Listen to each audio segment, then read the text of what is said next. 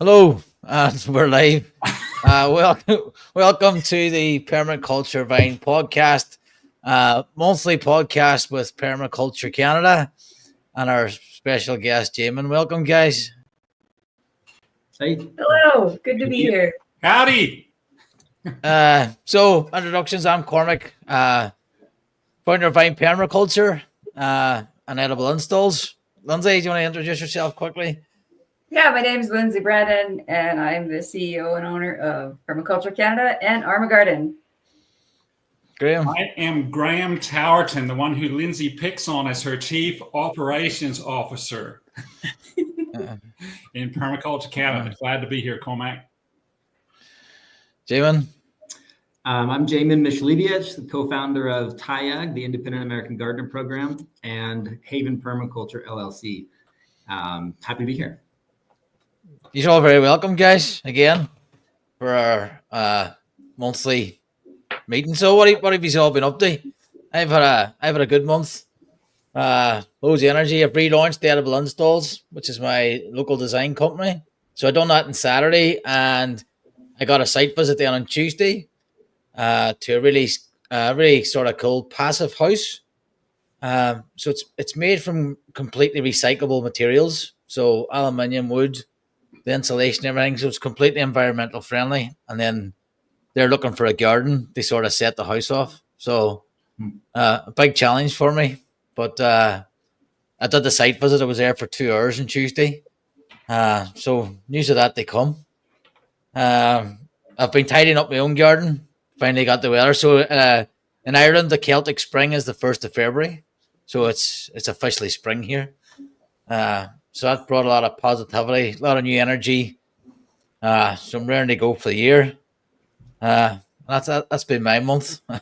Lindsay, what have you been up to? Disappearing into a cabin in the woods, and that was great. It was Groundhog Day here in Canada. That's what we have. And I hit a wicked winter storm, and it was perfect. I went out and saw my friend's land. They have 10 acres in the hills of Creston, BC, with a beautiful stream running through it. And they actually got a water license. They were able to modify the stream a little bit so that they can capture that waterfall and bring it into their property. It's beautiful. They're going to put up some domes there and a tiny house where somebody can live and stay on site and maintain some B&B rentals. But it's going to be more of a kind of like a spiritual break for people, where they encourage you to just kind of like go there, be by yourself, have some like super peace in the woods.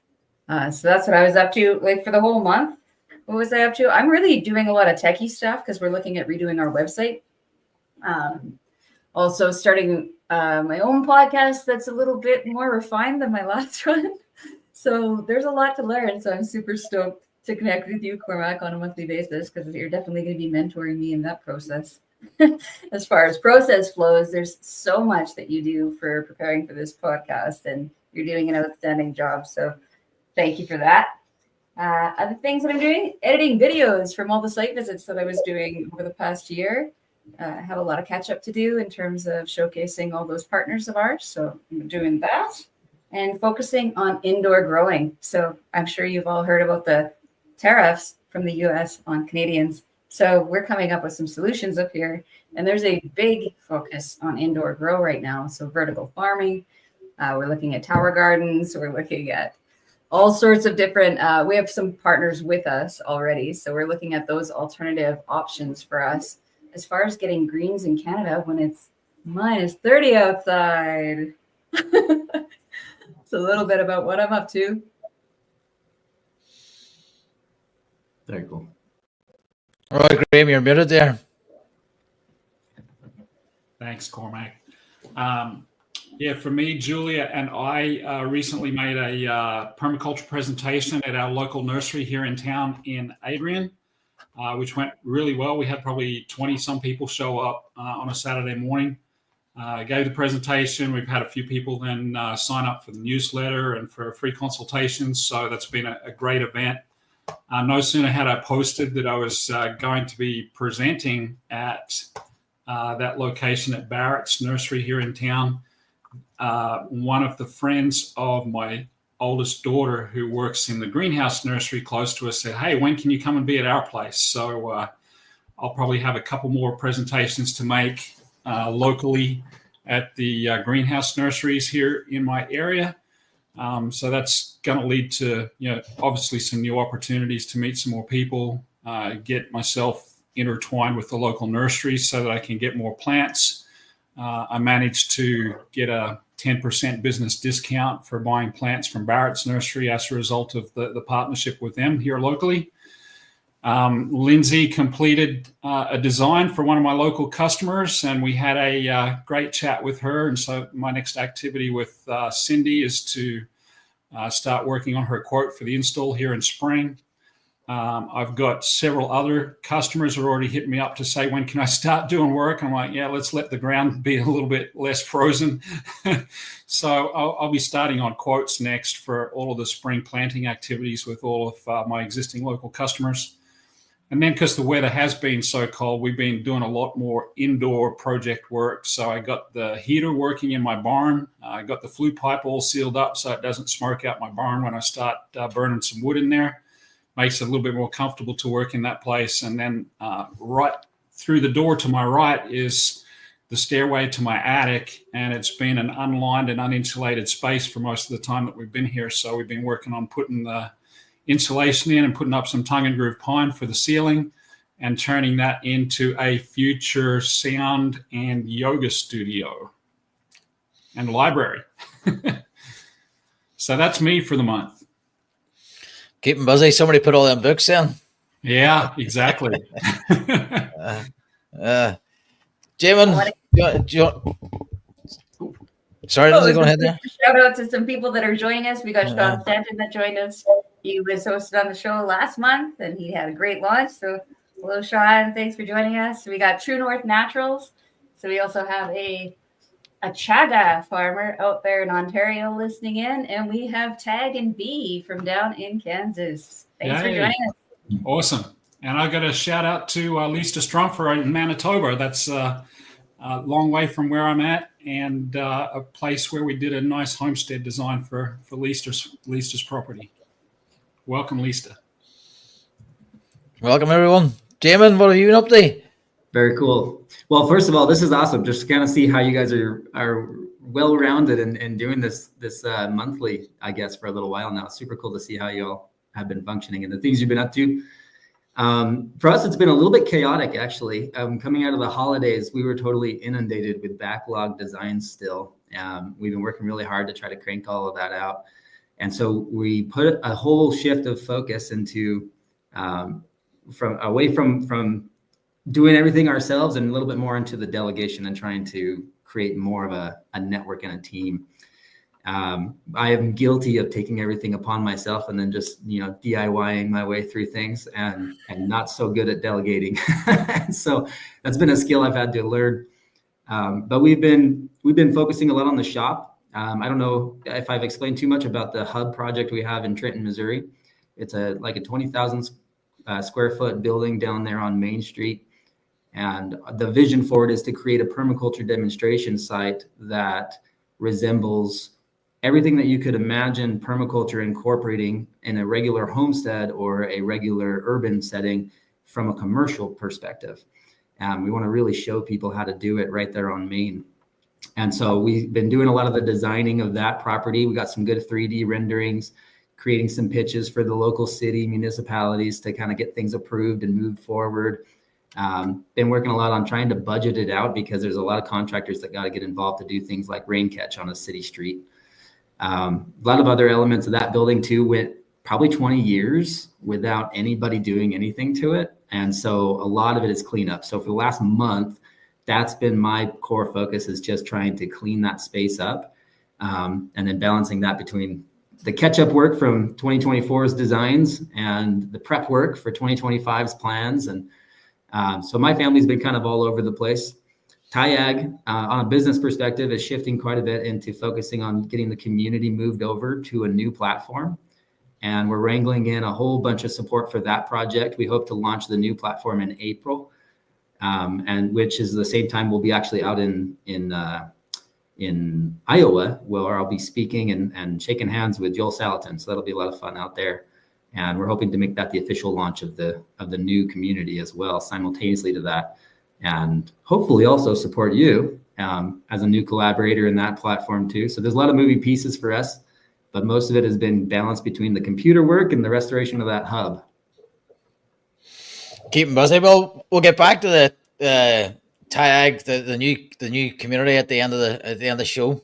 If people want to hear more about that, make sure you wait to the end. It's exciting stuff. I'm a collaborator in there, and I'm not sure whether it's definitely had an effect already, because we had 600 listens on the podcast this week, which is our best ever yet. And then thanks to you three, you have been on the podcast several times, all of you. So all the guests as well, especially you three, thanks very much. It's definitely going the right direction and getting more people. So I think a combination of being on the new platform, having new audiences, sharing it with Permaculture Canada and Sean's platform and the collaboration, I think that's it's good to see it's helping everybody. So I think it's definitely a way to go. And then we have all our own separate projects as well, which is good. Yeah. So Lindsay, you mentioned tariffs there. So it's a very topical thing at the minute. Now I don't want to get into the politics of it, but what I would like to do is get into the solutions of it. So if anybody's watching the news now and freaking out, going Tara and all this, and Trump wielding the axe and stuff, how do we how are you preparing for that? We'd like to give us more details on that, and then sort of advice for people who are worried about it. Really, how can they sort of sort their own homestead out, which I think the four of us have been doing anyway. Yeah, for sure. Yeah. Yes, absolutely, yes. There's I really tend to stay out of politics too myself. I not a big advocate of watching the news and things like that. So I like to surround myself with all these solutions. And that's exactly what I see, right? Is every time something like this comes up, we've had water pipes burst in Calgary that we've had horrible things happen as a result of it, but there's also always something really great that comes of this, right? Then people learned how to do rainwater capture on a massive scale in our municipality, right? All of a sudden, everybody's listening to it. So with this sort of tariff situation, everybody's getting really together and saying, let's support each other, let's buy local, all these things are popping up on the internet where it's like, buy Alberta, buy Canada, buy BC. So people are really just creating these hubs, and all of a sudden there's an influx in being aware of who is the business closest to you doing this, right? And it's all categorized. And I think a lot of this sort of stuff came about through COVID, where it started being like that, where people just wanted to, start supporting each other's businesses in a closer bioregional setting. So I'd say this is that on steroids. Because it's happening very quickly. I think it's really exciting. I think it's really great. Yes, let's diminish how much we're spending on shipping. Let's not fly our food in from super far away. This is a permaculture principle to be more bioregional. So I think it's serving humanity at the same time. Things can look really nasty, yes, but it also takes that frustration and anger to create change, substantial change, to create those brainwaves, to create new solutions. So that's what I'm seeing of all this. And I love it. I love that we need more indoor growing in Canada. We need more year-round growing solutions. So now we have a whole bunch of people thinking about this. So it's great.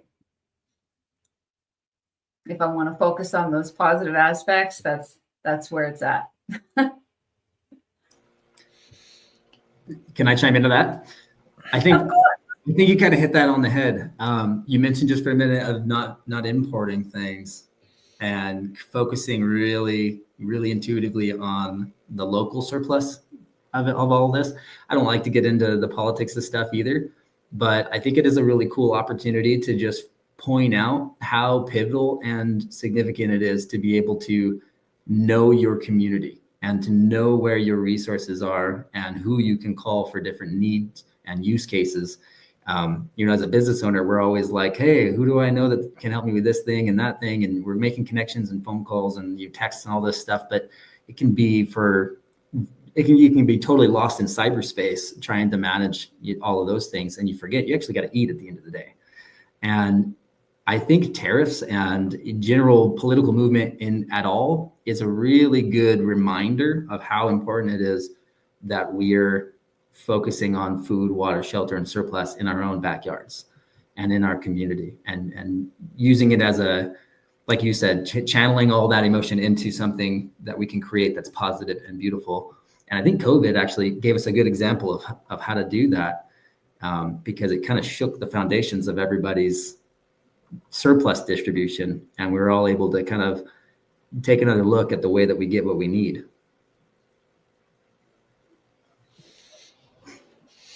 Graham, have you any thoughts on that?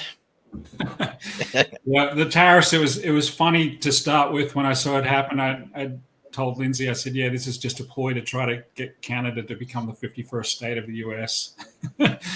And in any event, the first impact that I actually saw was just the change in the exchange rate. There was an impact on the stock market. The exchange rate with Mexico and with Canada changed pretty quickly, but the whole situation resolved itself pretty quickly. I think everybody decided to play a game with each other instead of actually implementing the tariffs. So I think right now there's actually a freeze on the tariffs for 30 days with both countries. But all of that aside, the solutions are that we need to work together. Just to work out how, without boundaries, like this imaginary line that exists between Canada and the United States and Mexico and the United States, how can we all work together to improve what we do with permaculture and help people to grow their own food, regardless of whether it's tariffs or whether it's events like the past pandemic or other natural disasters that have taken place.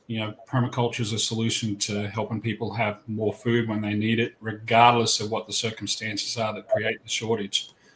Another great example here right now is we've got avian flu going through all of the bird flocks, and lots of culling of the flocks in the commercial factories. And I call them factories because they're egg factories. They're not farms. In any event, I was almost oblivious to what was going on because we have our own chickens, and I'm starting to have people contact me and saying, hey, you got eggs ready available for this season? And I haven't yet quite, but people are paying $7, $8, $10 a dozen for eggs, and I was selling all mine last year for $4. I don't have the urge to put my price up at all, but there's an immediate need for folks to have eggs. And I think, that's the type of thing, again, where we can help people create resilience and, avoid the risk of inflation for folks just by providing them with solutions where they can grow these things in their backyard, whether it's eggs, whether it's, fruit and vegetables.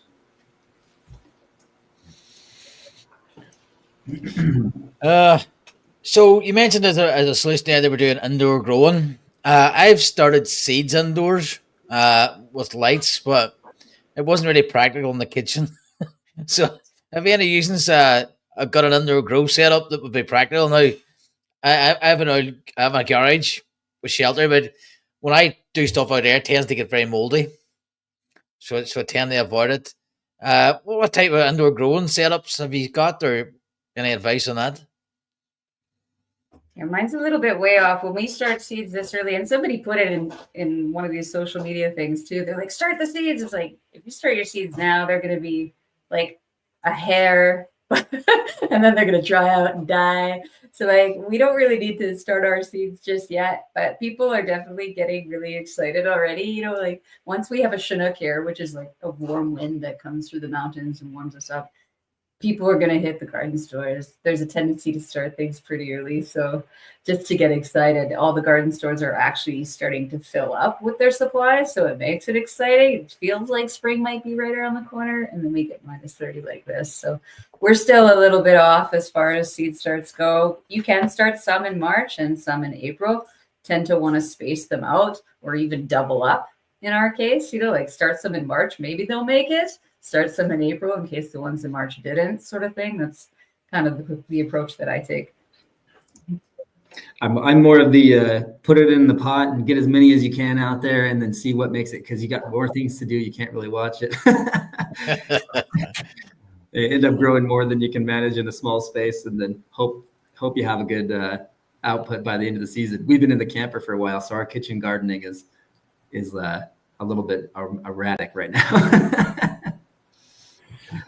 Yeah, so on the indoor growing, I've actually started the process of getting mine set up. I've got 2 small aeroponics kits that I purchased on Amazon because I just wanted to test them out. And then week and a half, 2 weeks ago, I went down to Indiana for a visit to our partner, keepitwater.com, Steve Kuntz, and obtained from him a harvest wall, which I brought back. It needs a little bit of repair work, but it's got 360 grow slots in it.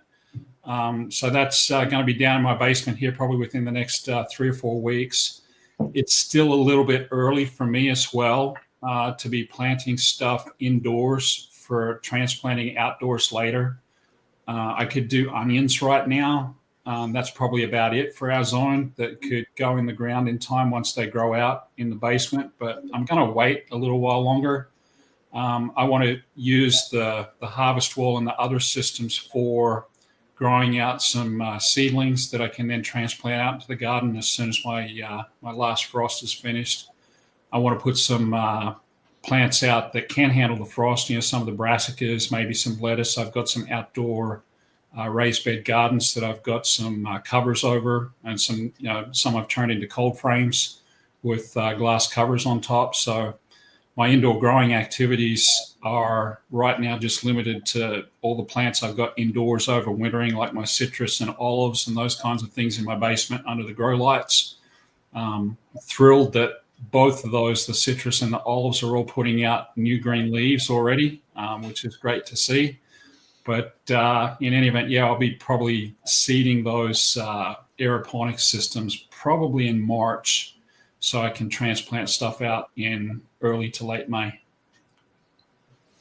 Very cool. Great stuff. So I'll be planting some seeds this weekend. I think we are due a frost, but my setup is basically the front of my house is south facing, and I'm going to put together a redneck culchy friggin' cold frame. Just always some plastic, put it out the front, and if I need to move the stuff inside, then I can under the heat mats, just to get something started, because I'm itching to go. So I think at this time of year we can plant onions. Some people start their tomatoes this time of year already. Some people started them here in January. So it's onions and tomatoes, and I mean some lettuce, just to try and get some greens in, get on the salads early. So I'll be documenting that. So we'll see how that turns out. But like every weekend I plan to do stuff, and I plan that much stuff that I only get half of it done. But we'll see how it goes. So what's planting wise, I suppose, for February? What else should people be looking at now at this time of the year? Anybody want to chime in there? Yes. So for me, the where we're at in the continental here, we're actually right in the center of the heartland up in northern Missouri, and the topic as of the last week has been pruning, getting out there, getting your fruit trees pruned, and getting them prepped and ready for a good bud break in March.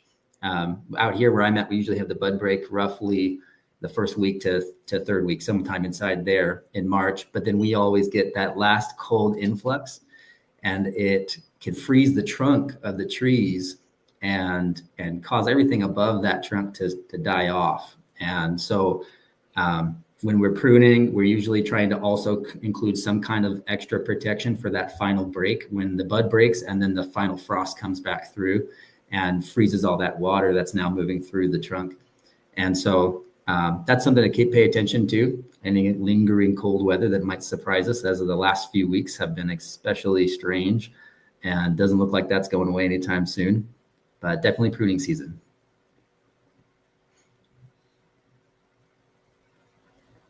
Yeah, there's a lot of, that's actually just reminded me of a couple things, Jamin, that you tipped me off on there. For anybody who's a maple syrup person that wants to tap their trees, that's a good thing to watch, as the snow melts around the trunk, right? That's when you can start to know that flux is going inside the tree trunk, where it's a good time to tap your trees. Just a little tip there. And same thing over here when I was out in the mountains over the weekend, the orchards, there's snow everywhere, and it's got to be so beautiful to be out there just pruning all the orchards, right? So you can see all the branches in the rows, and that was kind of utopic. I wished I was living the orchard life while I was there, and I kind of was, just observing. Great. For next up, one of the cool things about that, when you're pruning and you're going through the orchard like that, is to see everything else wake up around the orchard, kind of like little indicators from nature that spring's really here. Like we get red bud where I'm at, and it's a beautiful tree. It comes out like a pinkish purple red, really beautiful. And when it starts to wake up, everything else is really finally moving, and you're really setting into the season. So it's super cool to watch. Yeah. Yeah, and with those changes, we've had a number of things happen, especially in BC. BC Fruit is one of our biggest producers. They shut down last year. A lot of the stone fruit is really suffering the past couple of years, because what's happening is we're getting really warm really early in the year. The trees are budding, and then they get a frost and they kill. So that happened last year. It's happened again this year in some areas, not everywhere. It's really changing the dynamic of orchard farming up here. People are actually annihilating fields of trees because they're just giving up altogether. Mm-hmm. So it's a pretty interesting thing to be navigating, what is going to be the best solution in terms of, well, what are we going to plant in the place of what everybody's taking down? How are we going to put more resiliency into these orchards, right? With more biodiversity instead of monocrop orchard situations. So again, the problem is the solution there. Looked like Graham wanted to say something on that too.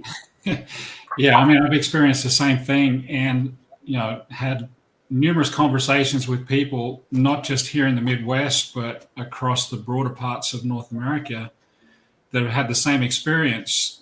Further south, here in my location in Michigan, we had 2 years in a row where we haven't had any fruit on our stone fruit trees, our pears, apples, etc. Last year specifically, we had 70-degree weather almost at this time here in February for a week, which caused everything to wake up. So I'm really hopeful this year that we'll have a colder February and keep everything dormant. But last year, most of my stuff had budded out and bloomed out in March. And then we had these heavy freezes in April, which literally killed everything. Mm-hmm. So the only crops that I actually was successful with last year were my berry crops. For whatever reason, they did really, really well. So my blueberries, my blackberries, my raspberries, and my strawberries all did great. So I'll probably put more of those in.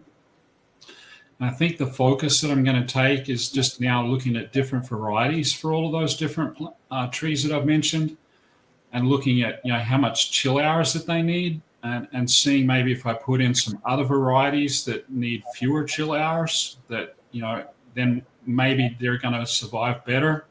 But I think also then just trying to see what I can do to get varieties which are better adapted for my climate to start with, for the next round of trees that I put in. Try to buy more from regional nurseries.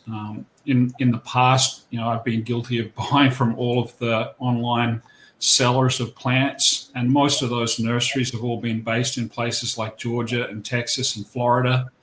And so when those plants get migrated up to my place, I'm not sure if they're really well adapted for this area, and I don't know if they can adapt for this area, even if they've been in the ground for a long period of time. So my focus now is to see if I can get more stuff from my local nurseries that are within 100 to 200 miles, and specifically ask them if they've been growing their plants. So a little bit of a shout out for my friend Doug Crouch down in Kentucky, just across the Ohio border. He's been a supplier for me now for the last year. I've taken 2 or 3 different loads of plant stock from his place to build my own permaculture nursery and to add to my farm. And he does a great job of growing all of his own plants from scratch, doing his own grafting, using compost for everything. So, finding a nursery like that is a godsend for me. And, I encourage everybody to see what they can find within 50 to 100 miles of their place that, uses those types of practices for growing all their stock. And that can be a good USP as well. Graham Canada, for people who are practicing and people who have land, they actually advertise that you're growing plants that are relevant to your area. I think Scott Muller does that, Thrive in the Future. Was it grownutTrees.com? That's how he specializes in chestnut trees and nut trees for the Midwest area. And that's what he advertises as a unique selling point. So instead of people going to the big stores, they'll pick you. Just something to highlight. Yeah, I think it's important too to look at your genetic succession when you're planting something in the ground. You mentioned that you may not know if it can adapt to the area, but if you let it have some offspring and go through the series of genetic successions, eventually you'll be able to cultivate something that's at least a little bit hardier to that area. And some species you'll fight, and eventually nature's just going to say, look, you need to knock it off. This one, absolutely. Yeah, and that's a good approach, and that's worked with my two favorite peach trees. They were actually given to me by one of my work colleagues when I first moved up here and was working in a biodiesel plant, and they were seedlings that had come up from the peach pits underneath his trees. He gave them to me as like 12-inch tall seedlings, and I planted them. They're now 12, 13 feet tall. And every year I have this problem of beating the squirrels to the peaches, and invariably they'll put the pits in the ground around the bottom of the trees. And every year for the last 3 years, I've been getting 20 to 30 new seedlings coming up. Yeah. So I've taken 15 or 20 of those out to my new field to the east and planted them. And, they're in their second year in the field now. And so hopefully 5 or 6 years from now, they start producing peaches. And then I can go through that third generation. I love that. There's an aspect of the letting the nature, or letting squirrels specifically do the work for you in nature. When we started our vision for Taya communities, we actually began it in a small urban backyard, back to Eden style garden. And we didn't have a whole lot of fruit trees. We eventually planted like 27 fruit trees on that property, but the squirrels were taking the acorns and planting oak trees in my wood chips, and they were planting them everywhere. And, you could look at that like a nuisance and saying, oh, they're planting all these pits and these acorns. Or you can kind of look at your backyard like like nature wants it to be a nursery, right? It's a production. You have a surplus now. And so we looked at all those acorns and we said, well, actually now we have a bunch of oak saplings. And so now it becomes a surplus production from our property. And we have a completely free labor force. So it was pretty cool to see that nature take over and do that for us. Yeah, and that reminds me of, I got 2 organizations that I met over the past month, one of them being Forest Canada.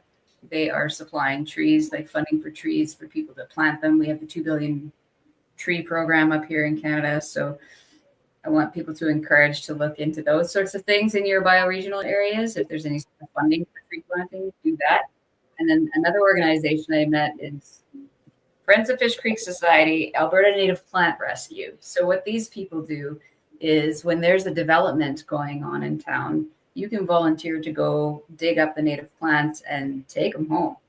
And they're looking for people with land, where you can put them, which I have lots of access to lots of different land, but what an opportunity to have a native plant nursery. So I also encourage people to kind of look into their areas, because this is probably a new and up and coming thing, or a potential for somebody to start doing a business like this in your area, because as we know, developments are happening all the time.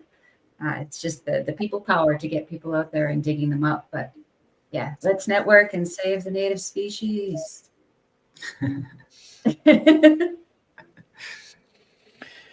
Great stuff.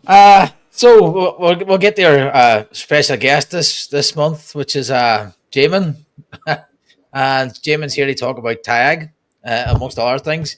So I am a contributor to TAG. So I'm in there. So we'll be doing special shows with the podcast. But I'll let Jamin take it from here. Jamin, do you want to tell about TAG and what's it about and how people can get involved? Sure. Yeah. So TAG, originally it started off as an initiative. We were basically just putting out a call to action to say, hey, we all need to do something about this, right? If you want to be the change you want to see in the world. And we founded it with the concepts of family self-sufficiency. So if you look at family self-reliance, you can't really achieve 100% self-reliance on a property.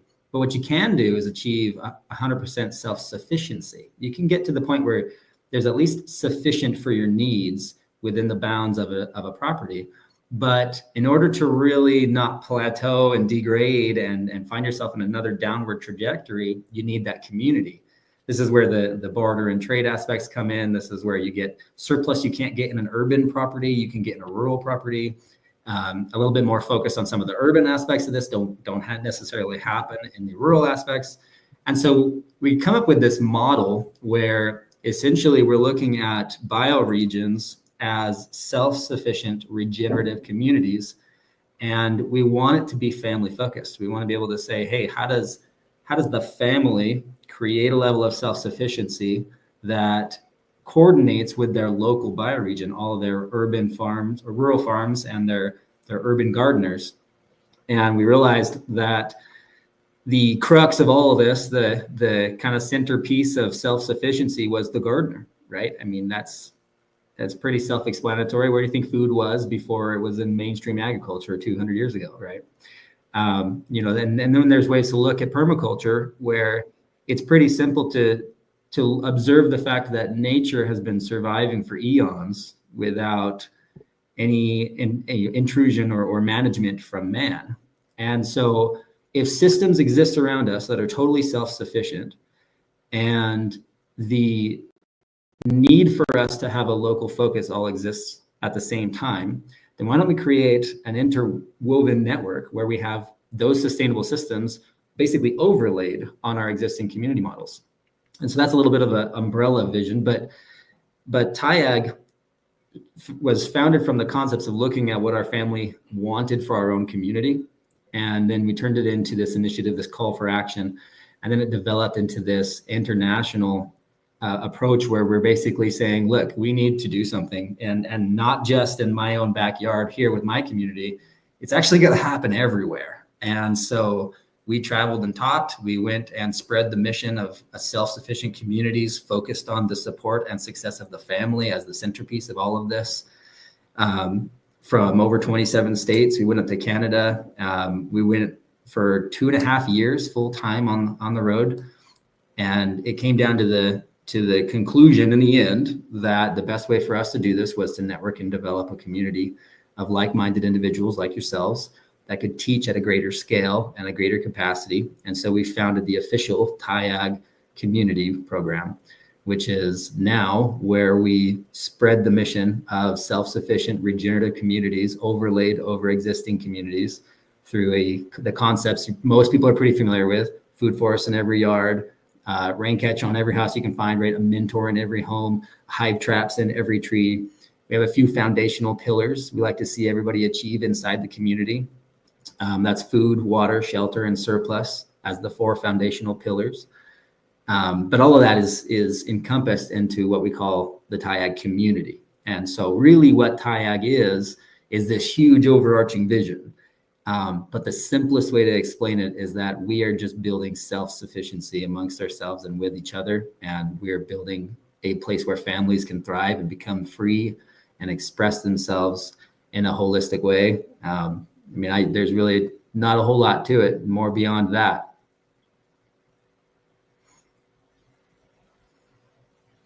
Yeah. Any comments from you, Steve? Go,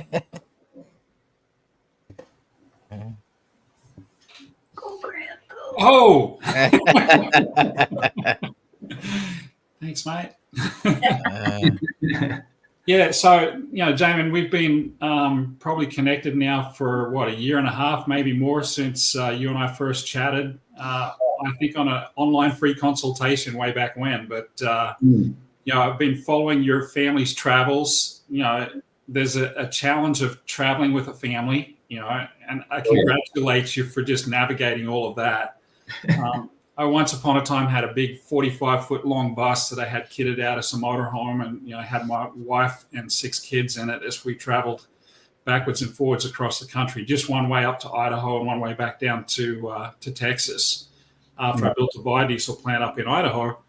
And just those 2 one-way trips made me realize that I don't really want to have, the responsibility for looking after a family on the road for an extended period of time. It's a challenge. So congrats just on that part of it. And welcome back to a fixed abode, I guess is all I can say.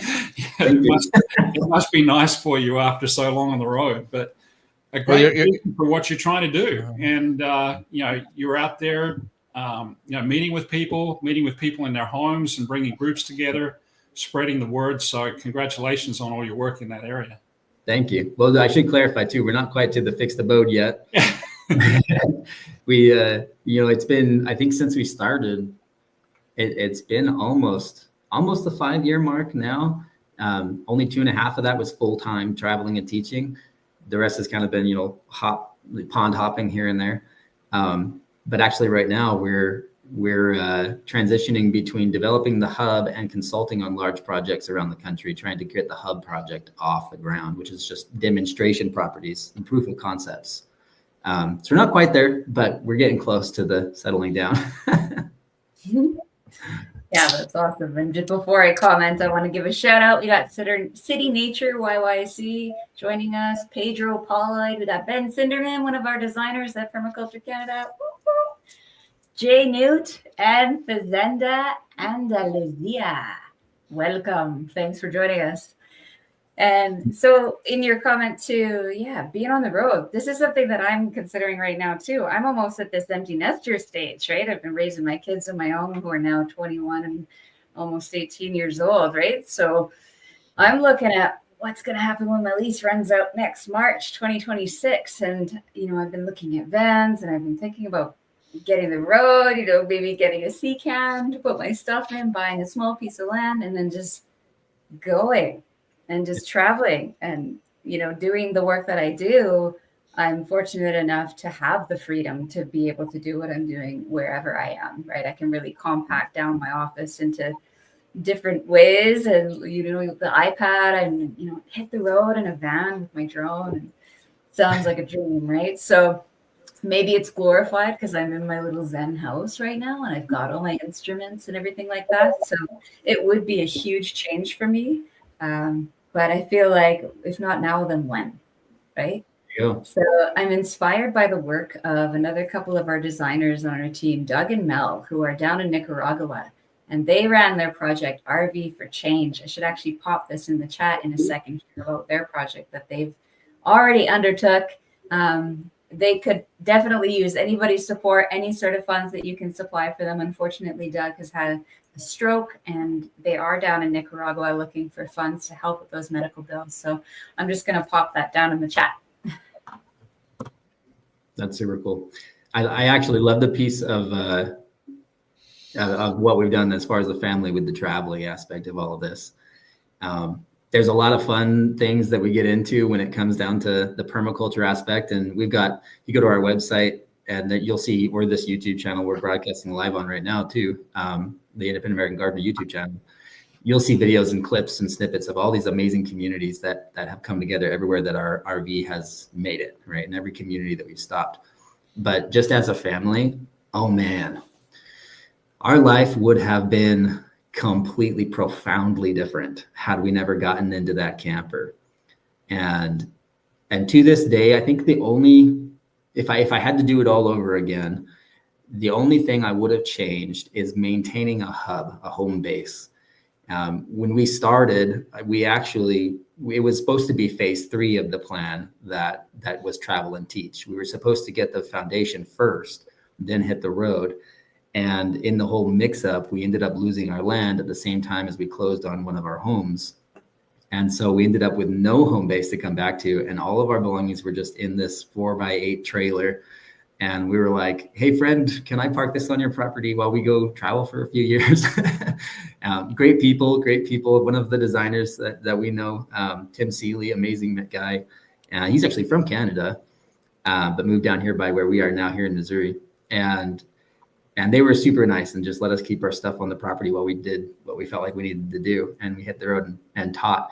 And my kids, I tell you, out of all the things that we've done, my kids have seen more interaction with people and more incredible destinations around this beautiful continent than I ever did. And, until I took the tour and did it myself with them.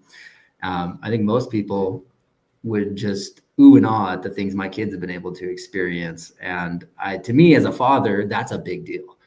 I got 6 kids now. When we started this, we had 4 kids.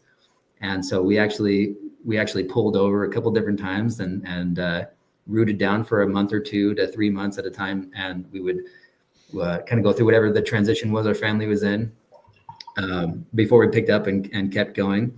But the mission has always been the why, and it's always been really important that we keep moving forward. And so we never like to stay stagnant, always like to get back on the road. And it's totally impacted our family's way of living in a big, big way. It is hard being a permaculturist on the road because you can't be as holistic as you'd like to be. You struggle a little bit with, small living quarters only hold so much stored goods. And so you've got to have a good network of homesteads to be able to kind of hop around to get good food sources and clean water and things like that. But it's definitely worth it. Wouldn't change it for the world. So you're going out and seeing all these properties. Must have taught you a lot about what's required and what people need. Oh yeah. So what are the main things that people need and people have been crying out for? Time without a shadow of a doubt. Yeah. Time right off the bat. We live in a beautiful world where things can be automated now. But there's also it's kind of a catch-22 because you don't want to detach from the world. You don't want to detach from the soil and just make a machine do everything.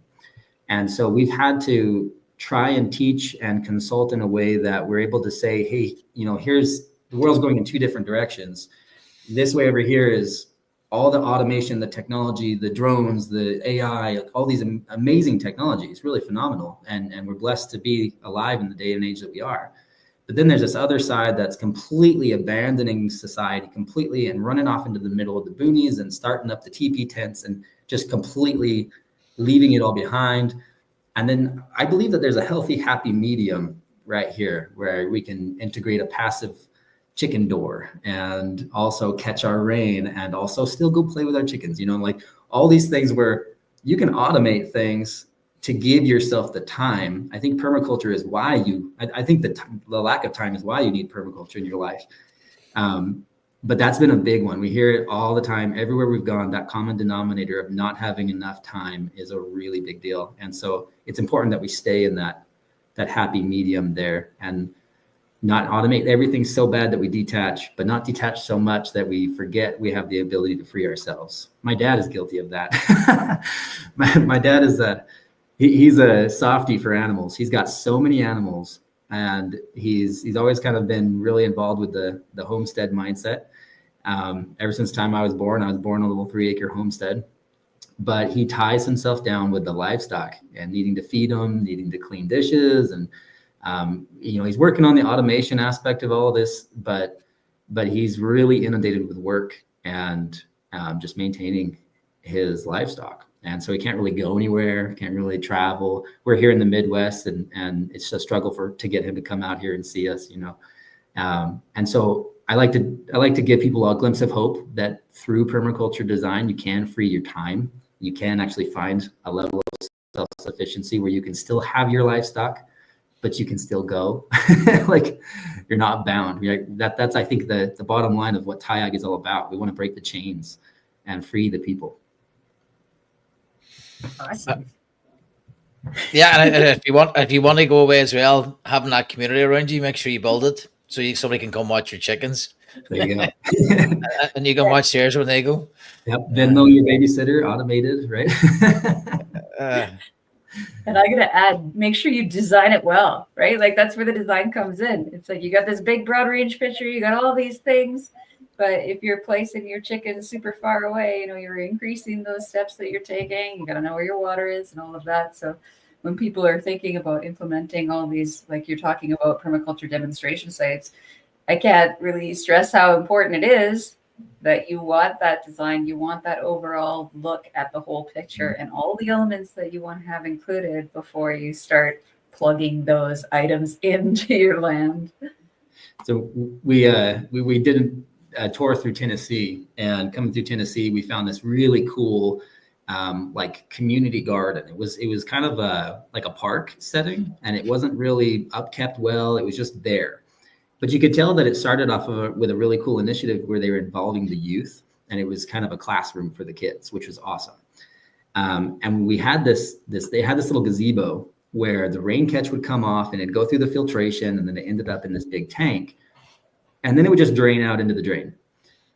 And then right in front of it was like 12 raised beds that were bone dry, and everything in it was dead.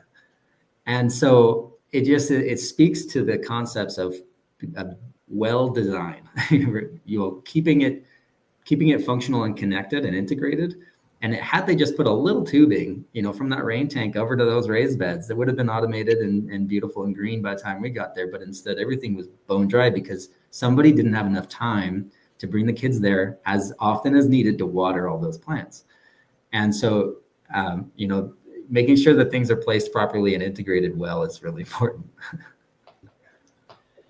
Yeah, to add to that, just the other day, Cormac, myself, and Marjorie Wildcraft were on the Permaculture Vine podcast and chatting about designing yourself into community. So that's one of Cormac's that will come out here shortly. But one aspect of the design that I think we failed to recognize, and I was certainly guilty of, is just the human element of bringing extra people to help. So Jamin, when you talk about not having enough time, part of that is that, on a homestead, there's just an endless list of tasks. You can never get everything done. There's an endless list of new projects to do. You can never get them done by yourself. And so I've had the fortunate situation this year of literally, lucking into having Julia come and live here and work at my place. And for the part-time work that she puts in, there's a lot more gets done. And it just makes a tremendous difference then on, having a person who A, will help with the tasks, and B, hold me accountable to all the goals that we set, and C, then come up with new and better ways to do things because of her perspective on how to implement permaculture. So I want to encourage people that a part of the design that we often miss, if we're just looking at a design plan for a property, is what time commitments are going to be necessary. And then how many people, how many hours need to be committed to looking after it. And I think if we make that a better part of our design efforts, I think we can start to show people, here's how you'll save time because of permaculture, but here's all of the other things that you may need to consider doing, as projects or further development and improvement. And here's where you're going to need some people to come help. Absolutely.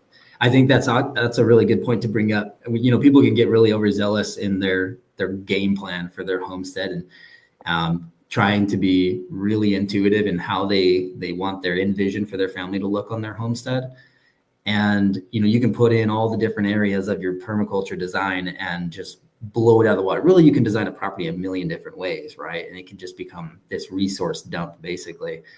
But at the same time, it's really important that you don't compromise on that vision, and that, give yourself permission to go all out and make that dream property.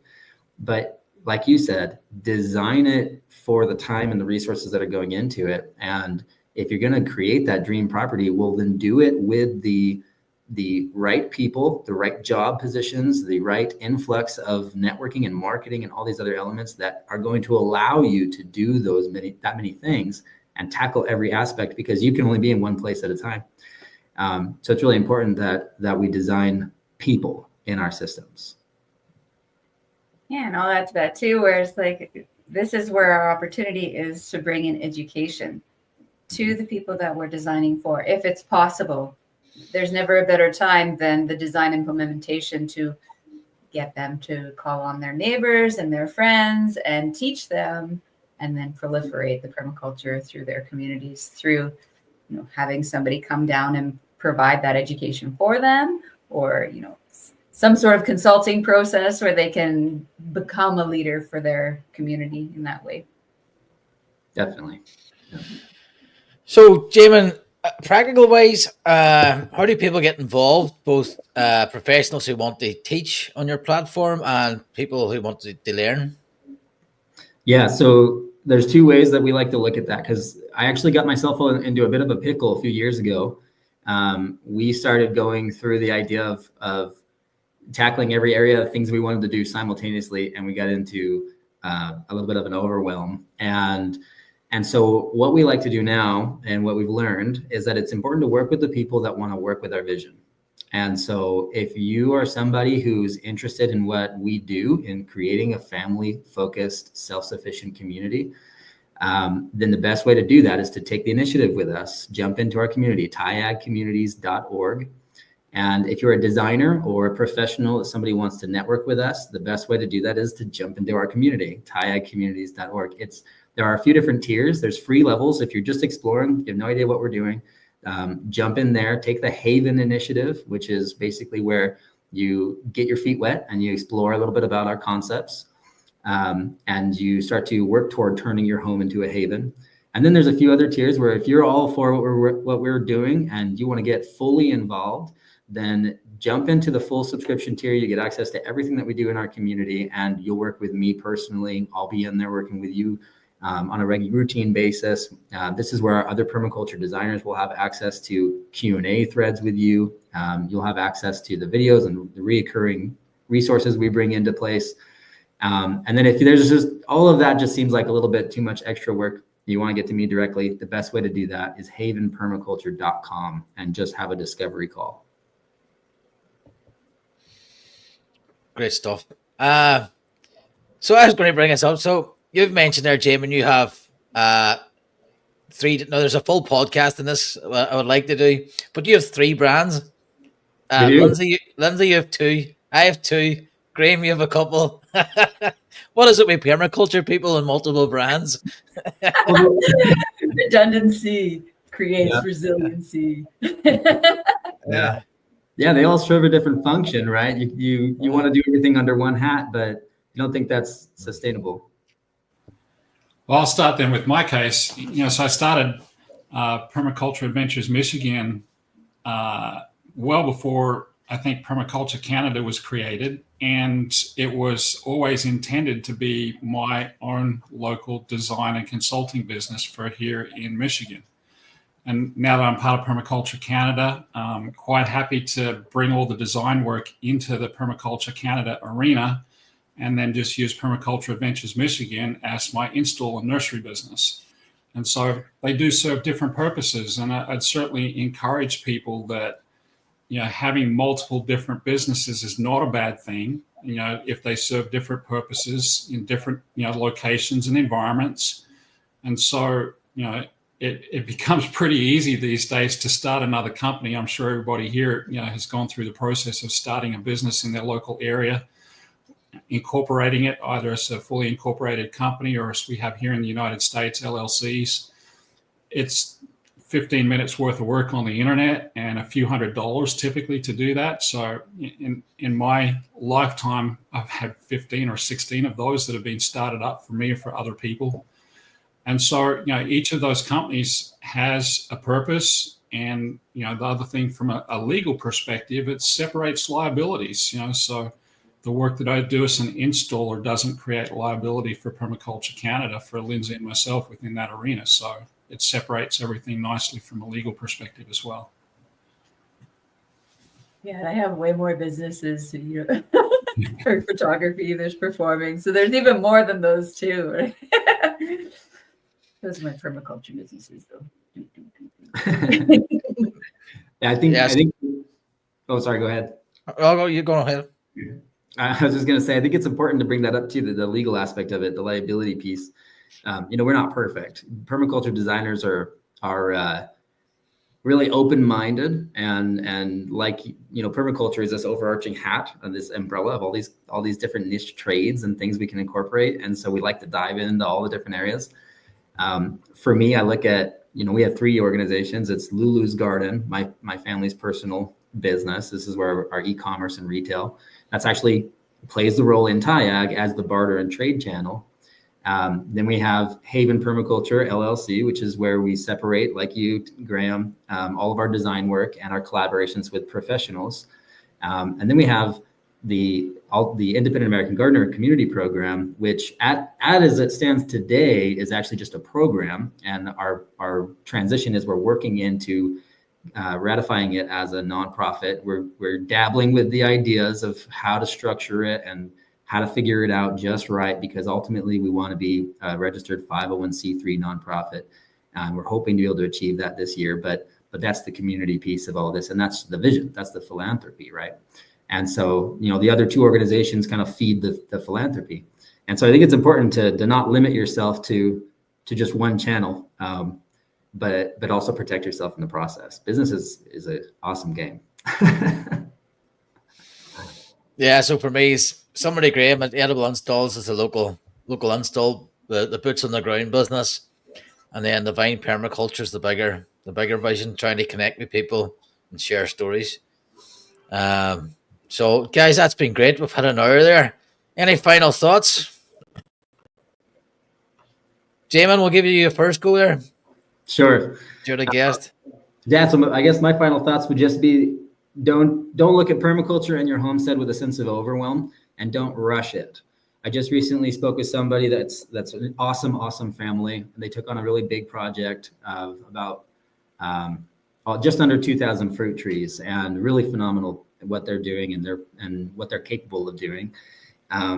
But in the discussion we had with them, I actually consulted with them not to take this big step that they were trying to take. And the reason for that was because it's oftentimes important to withdraw and reevaluate, especially when we open ourselves up to something new and we've never done before. It's really important to get the design done before you build it. Make sure that you're taking the steps to be thought out. But word of caution with that, don't get into the analysis paralysis. It's oftentimes also equally as important to do it, and you'll learn in the process how it's done. Don't get stuck never putting a shovel in the ground. I just want to give a shout out to Regen Week. We're going to be there in March down in Austin, Texas. So keep your eyes on the socials for that event that's coming up. Not sure if we'll do the March before or after that event, so I just thought I'd mention it now. And I'm actually going to be off to Florida on Tuesday for a period of 8 to 10 days, mixture of business and pleasure, catching up with my best friend in the whole world who I haven't seen for a couple of years, and visiting a number of customers and looking for new opportunities in that part of the world. So I also just wanted to say thank you for all of the people who joined on my Instagram channel. A record number of folks, I think, have joined us this month. So thanks everybody who's been here today. It's been fun. Yeah, again, I'll second that. Thanks everybody else. Or thanks for viewing on all the different channels. I really appreciate it. I really appreciate my 3 guests this evening. Thanks very much. And anybody wants to get in contact with anybody, just reach out. And if you have any ideas for any future shows or any guests, just send me an email, cormac@finepermaculture.com. Just reach out. Let me know how you're getting on. Any questions, any future shows, anything really. And I'll get back to these. Cool. Guys, thanks very much. And for the audience, we'll see you all next week. And again, thank you. I have a few comments here. You're awesome. I don't know who that's. And then Jamie comments again. Thanks, guys. Yeah, definitely. Thank you. Thanks, everybody. Cheers.